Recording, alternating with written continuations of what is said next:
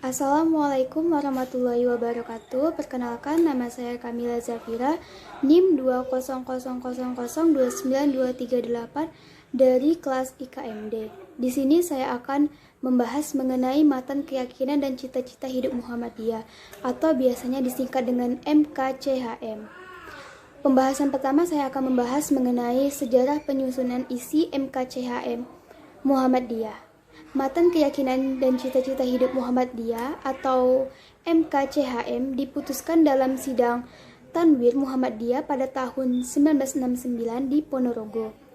Dalam rangka untuk melaksanakan amanat Muktawar Muhammadiyah ke-37 pada tahun 1968 di Jogja, matan dilakukan beberapa perubahan dan disempurnakan oleh pimpinan pusat Muhammadiyah, khususnya dari segi peristilahan berdasarkan amanah dan kuasa Tanwir Muhammadiyah pada tahun 1970. Adapun isi matan keyakinan dan cita-cita hidup Muhammadiyah ini terbagi menjadi 3 kelompok.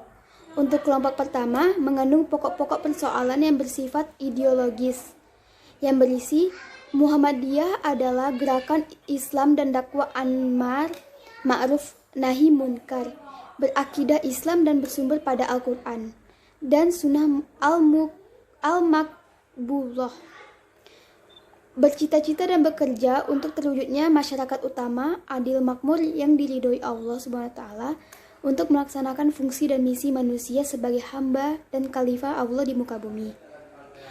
Muhammadiyah berkeyakinan bahwa Islam adalah agama Allah yang diwahyukan kepada Rasulnya sejak Nabi Adam, Nuh, Ibrahim, Musa, Isa, dan seterusnya sampai kepada Nabi penutup yaitu Nabi Muhammad SAW sebagai hadiah dan rahmat Allah kepada umat manusia sepanjang masa dan menjamin kesejahteraan hidup material dan spiritual duniawi dan ukrawi. Nah, untuk yang kelompok 2 ini mengandung persoalan mengenai faham agama menurut Muhammadiyah. Yang terdiri adalah Muhammadiyah dalam mengamalkan Islam berdasarkan Al-Quran dan Sunnah Rasul. Muhammadiyah bekerja untuk terlaksananya ajaran-ajaran Islam yang meliputi bidang akidah, akhlak, ibadah, muamalah duniawiyah. Untuk akidah adalah Muhammadiyah bekerja untuk tegaknya akidah Islam yang murni, bersih dari segala kemusyrikan, bid'ah, dan kufarat tanpa mengabaikan prinsip toleransi menurut ajaran Islam. Untuk akhlak adalah Muhammadiyah bekerja untuk tegaknya nilai-nilai akhlak mulia dengan berpedoman kepada ajaran Al-Quran dan Sunnah Rasul, tidak bersendi kepada nilai-nilai ciptaan manusia. Untuk ibadah, Muhammadiyah bekerja untuk tegaknya ibadah yang dituntutkan oleh Rasulullah SAW tanpa tambahan dan perubahan diri manusia. Untuk muamalah duniawiyah, Muhammadiyah bekerja untuk terlaksananya muamalat duniawiyah dengan pengolahan dunia dan pembinaan masyarakat dengan berdasarkan ajaran agama serta menjadi semua kegiatan dalam bidang ini sebagai ibadah kepada Allah Subhanahu wa Ta'ala. Untuk kelompok ketiga ini mengandung persoalan mengenai fungsi dan misi Muhammadiyah dalam masyarakat negara Republik Indonesia, yang berbunyi sebagai berikut. Muhammadiyah untuk mengajak segenap lapisan bangsa Indonesia telah mendapat karunia Allah berupa tanah air yang mempunyai sumber kekayaan kemerdekaan bangsa dan negara Republik Indonesia yang berdasar pada Pancasila dan Undang-Undang Dasar 1945, berusaha bersama-sama menjadikan suatu negara yang adil dan makmur dan diridhoi oleh Allah SWT. Untuk pembahasan yang kedua yaitu mengenai cita-cita Muhammadiyah. Cita-cita Muhammadiyah ideal terkandung dalam rumusan maksud dan tujuan Muhammadiyah, yakni mewujudkan masyarakat yang sebesar-besarnya. Pada bab 3 pada pasal 6 yang sering muncul pertanyaan mengenai pemaknaan apa isi dari kandungan menegakkan dan menjunjung tinggi agama Islam dan apa yang dimaksud dengan masyarakat Islam yang sebenarnya. Dari data yang dihimpun dan pada tahun 1998 ditemukan rumusan maksud dan tujuan Muhammadiyah sebagaimana mengalami perubahan redaksional yang sedikit berbeda, yakni pada tahun 1946 dan 1959, serta perubahan ini pada tahun 1945 pada anggaran dasar tahun 1946. Tertera pada kalimat maksud dan tujuan persyarikatan akan menegakkan dan menjunjung tinggi agama Islam sehingga dapat mewujudkan Islam yang sebenar-benarnya. Sementara pada anggaran Dasar tahun 1959 itu berbunyi, maksud dan tujuan persyarikatan ialah menegakkan dan menjunjung tinggi agama Islam sehingga dapat terwujudnya masyarakat Islam yang sebenar-benarnya.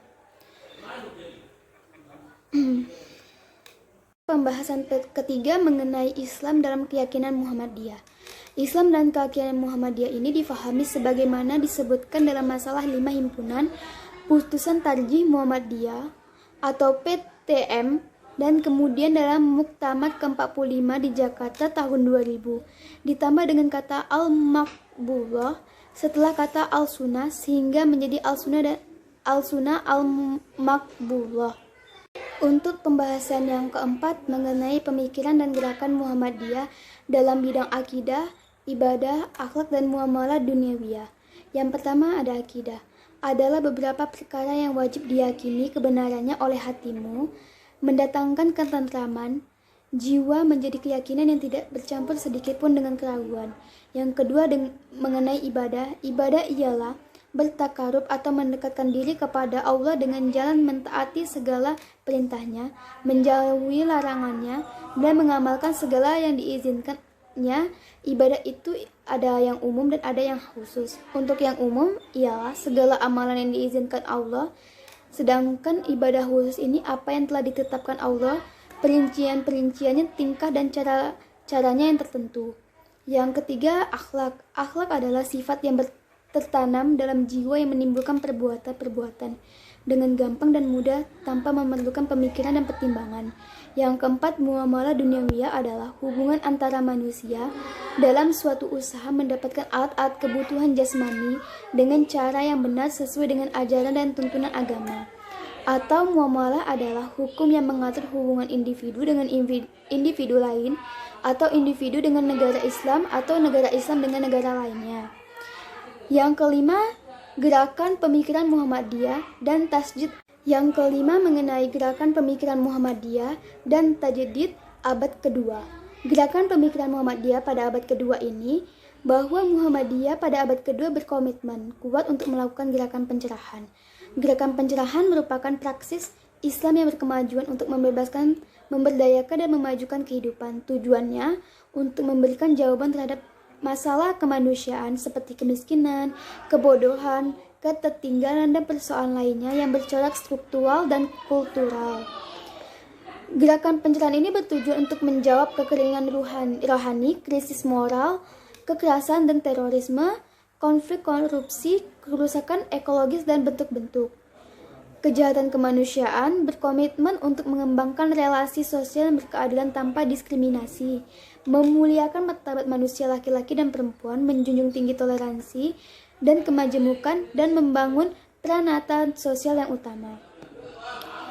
Gerakan pencerahan Muhammadiyah ini terus bergerak dan mengembang visi misi dakwah dan tajdid untuk menghadirkan Islam sebagai ajaran yang mengembangkan sikap moderat, membangun perdamaian, menghargai kemajemukan, menghormati harkat dan martabat kemanusiaan, baik laki-laki maupun perempuan, mencerdaskan kehidupan bangsa dan menjunjung tinggi akhlak mulia, dan memajukan kehidupan umat manusia. Muhammadiyah mengembangkan pendidikan sebagai strategi dan ruang kebudayaan bagi pengembang potensi dan akal budi manusia secara utuh.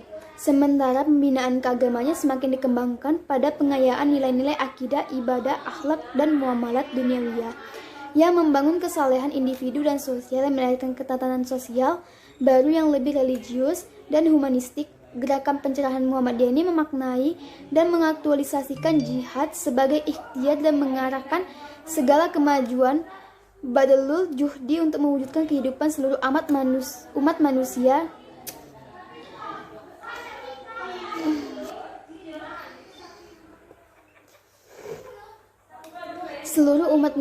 yang maju, adil, makmur, bermartabat, dan berdaulat. Jihad dalam pandangan Muhammadiyah bukanlah perjuangan dengan kekerasan, konflik, dan permusuhan. Nah, sekian dari pembahasan yang saya jelaskan. Apabila ada kekurangan, saya mohon maaf. Wassalamualaikum warahmatullahi wabarakatuh.